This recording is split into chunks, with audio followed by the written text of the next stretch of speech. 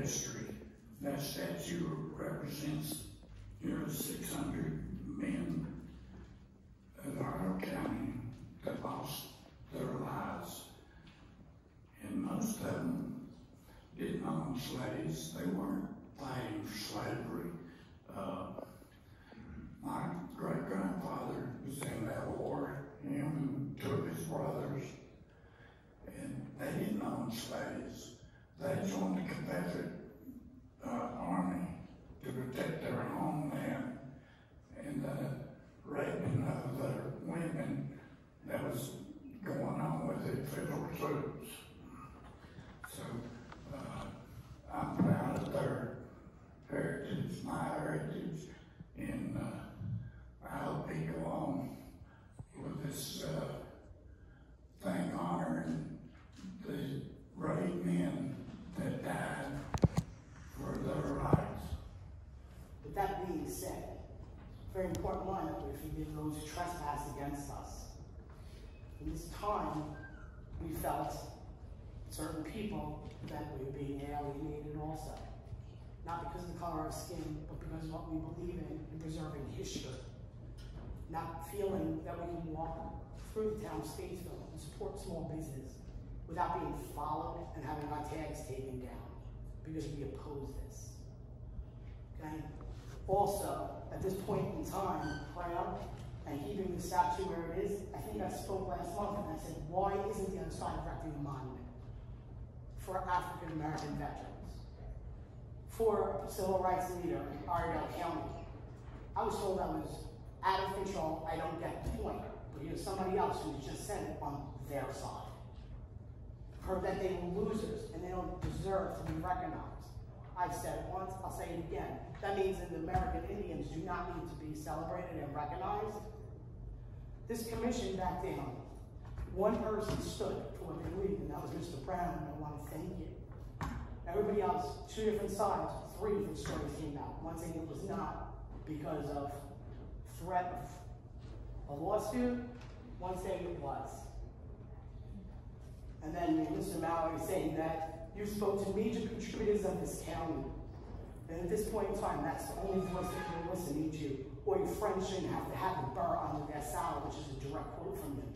So what you're saying is your friends and major contributors have more to say than the people that put you in office.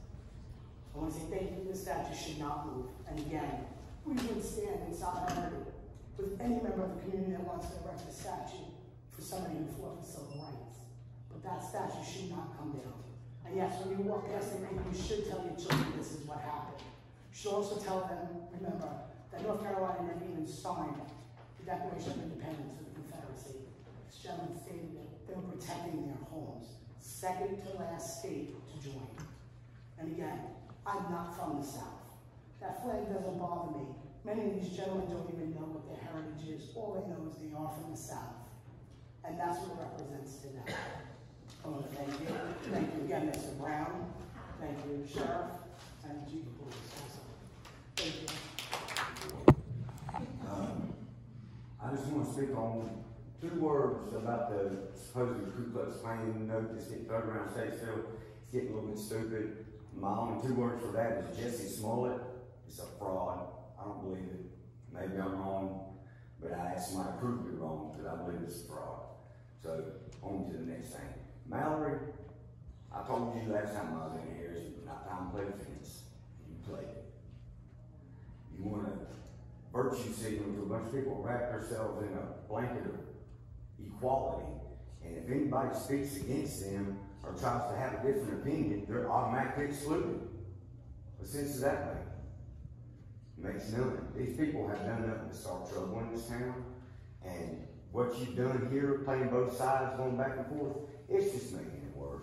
They're going to be back in here with all kinds of stuff. Look, I'd like to go home and not come up here anymore. But it's politicians like you that pull me out.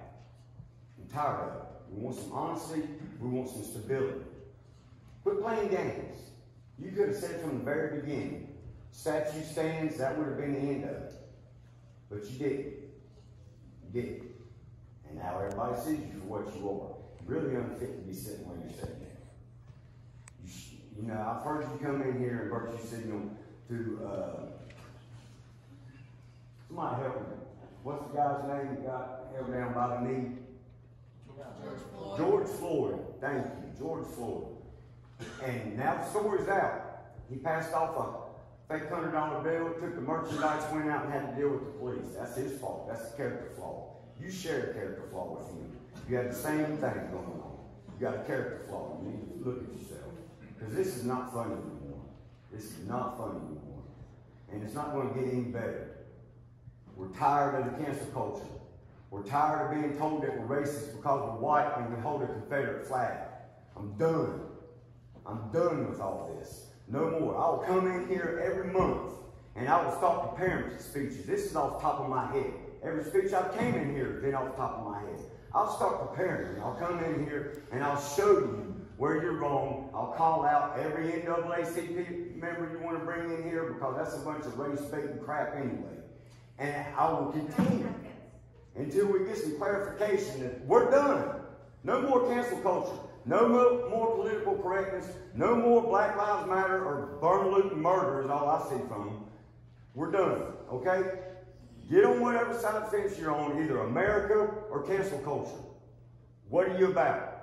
You got the flags behind you. You were voted in by Americans. I think you should be on our side. Thank you. Thank you, Mr. Scott Brown. You're too patient, bro. Thank you.